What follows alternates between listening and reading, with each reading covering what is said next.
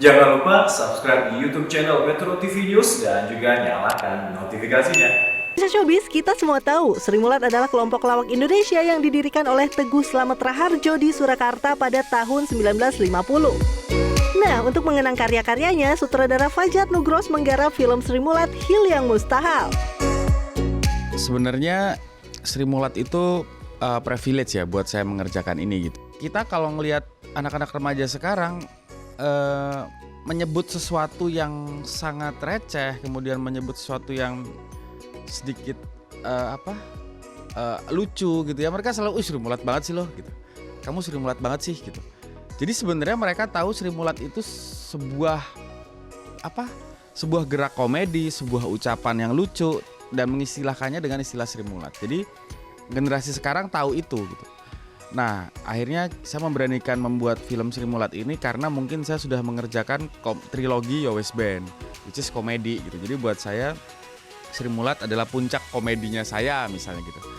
Jadi dengan modal itu kenangan terhadap Sri Mulat yang saya tahu, kemudian pengalaman membuat film komedi, kemudian anak-anak remaja sekarang yang punya istilah lucu itu Sri Mulat gitu. Kemudian saya meriset Sri Mulat ini lebih jauh dan menulis skenarionya gitu untuk film ini supaya orang ingat bahwa kita punya kelompok lawak legendaris yang pernah menghibur bangsa ini. Film ini dibintangi banyak aktor kondang tanah air seperti Bio Wan yang akan memerankan sosok Gepeng, Zulfa Maharani sebagai Nunung, Dimas Anggara sebagai Timbul, dan masih banyak lainnya. Awalnya agak skeptis aja sih, kayak Sri Mulat mau dibikin film tapi pemainnya orang lain gitu. Padahal kan waktu itu aku ditawarin emang langsung Mbak Nunung, karakter Mbak Nunung. Aku mikir kayak Mbak Nunung kan masih ada. Dan ternyata memang setelah aku diceritain sinopsis dari Mas Nugros juga tentang film Sri Mulat. Jadi yaudah aku casting, terus juga awalnya emang gak yang mengharapkan oke dapet gitu. Karena aku pas casting pun agak kayak ini pasti bakal berat banget proyeknya karena bebannya akan berat banget ketika aku ambil proyek ini. Kesulitannya karena aku memerankan seorang legend yang masih hidup, yang masih aktif, itu udah pasti beban banget, kesulitan. Terus juga banyak detail-detail dan teknis yang sebenarnya kecil tapi sebenarnya itu matter banget buat karakter Mbak Nunung gitu. Jadi kesulitannya adalah memang memerankan seorang Mbak Nunung yang orang nggak banyak tahu gitu. Itu menurutku agak challenge banget. Film komedi ini tentu saja mengisahkan tentang perjalanan grup lawak legendaris Indonesia yang banyak dikenal bahkan oleh lintas generasi. Jadi kita memang mencari aktor, kita butuh aktor untuk memerankan menjadi karakter yang sudah ada. Dan karakter ini hidup kan, maksudnya dikenang publik dan sebagainya gitu. Kita nggak bisa asal copycat atau hanya meniru gitu. Jadi kita butuh aktor, itu yang pertama. Kemudian kita casting beberapa aktor. Based on-nya tuh saya dan Santi, produser, juga Emilka dari MNC tuh based on pertama look dulu ya, maksudnya karakter rahang dan sebagainya mirip apa enggak, baru kita panggil Mas Jerry Mundung untuk melihat sejauh mana ini bisa dianalisa, apakah hanya make up, wig, kemudian kalau perlu pakai apa tuh namanya yang kulit tambahan gitu maksudnya.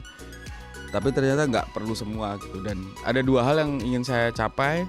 Yang pertama look, yang kedua gestur. Jadi saya pakai mengajak Mas Rukman Rosadi, guru acting coachnya di film ini, jadi Pak Teguh juga, untuk membuat gestur itu gitu. Karena kita jelas belajar dari film Habibie Ainun ya, bagaimana Reza Rahadian bisa memerankan gestur dan becoming banget Pak Habibie gitu. Dan kita ngeliat dia langsung believe gitu. Walaupun secara look dan postur kan sangat berbeda. Pemirsa Showbiz pasti setuju kalau lawakan Sri Mulat rasanya masih sesuai dengan perkembangan di setiap zaman, termasuk saat ini.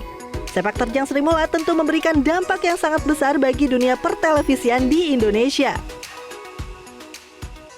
Ya, aku pikir kita nggak berusaha menciptakan bentuk komedi baru, tapi benar-benar membuat menghidupkan kembali jok-joknya Sri Mulat gitu. Which is kita berusaha banget.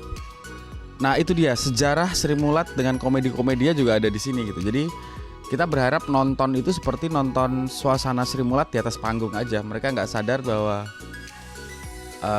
ini tuh film gitu. Jadi kita pengennya mereka penonton itu terhibur dengan dan melihat banget kehidupan Sri Mulat di belakang layar kayak apa. Hal terbesar yang pengen saya sampaikan lewat Sri Mulat ini adalah saya pengen penonton jelas terhibur, saya pengen penonton terhibur. Terus yang kedua, saya pengen mengingatkan penonton alasan kenapa dulu kita menjadi Indonesia gitu. Yang belakang ini mungkin kita udah lupa gitu. Jadi dengan nonton ini kita ingat, oh kita dulu mengorbankan sesuatu ya untuk menjadi sebuah negara bernama Indonesia, dan pengorbanan itu dilakukan oleh siapapun di negeri ini gitu. Jadi itu sih yang gue pengen kasih tahu ke penonton gitu lewat hil yang mustahil. Tidak ada hil yang mustahil sebenarnya untuk menjadi Indonesia gitu. Jadi mungkin kalau kita udah capek pandemi selama 3 tahun terakhir, ini saatnya tertawa bersama Sri Mulat. Nah, jangan lewatkan keseruan kisahnya pada film Sri Mulat Hil yang Mustahil yang akan segera tayang di bioskop kesayangan pemirsa Showbiz.